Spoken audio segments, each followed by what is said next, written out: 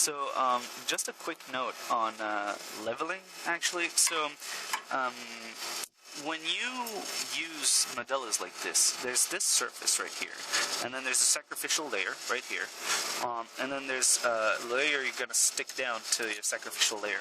Now, what's important to note is that sometimes these surfaces, either this one or that one, can actually come unleveled, and that's going to be a problem when you're going to try and mill reliably across a surface. Now,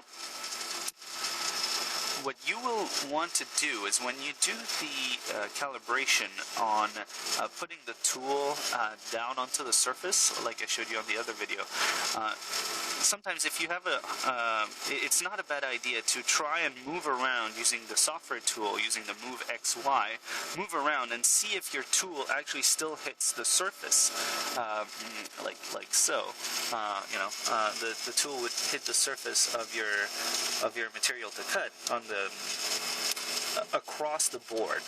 If that's not the case, if there's a huge difference, say the tool comes up here and clearly doesn't touch the surface anymore, you might want to double check that you're either in a part that doesn't, like if the sacrificial layer is coming up like this, you might want to avoid putting your board in this corner, because there's going to be a differential of height between one side and the other, and so one side might be deeper and the other might not cut at all.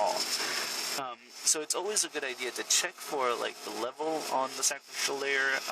This is a little bit harder to set, so I would first look at the sacrificial layer, but make sure that before you start milling, once you move around using the XY button on Move XY on the software, you want to make sure that your tool still is touching across your board. That way you'll ensure that the entire board will be nice and cut with the same nice depth.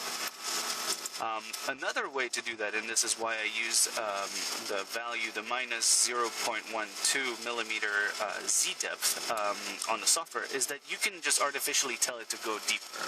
That's what I'm doing when I do the minus 0.12. Now, I still recommend you look at the depth across the board before you use a tool like that, because you can break the bit, which is really annoying. You can break the bit if you go too low. Like if you try to put a value like say minus 0.2 or something way too big, then you're definitely going to hurt the bit or the motor going down. So check the level first, and then if you're a little bit concerned, put a value like minus 0.12 or 0.13 on the software tool, and start your job. See if that cuts it.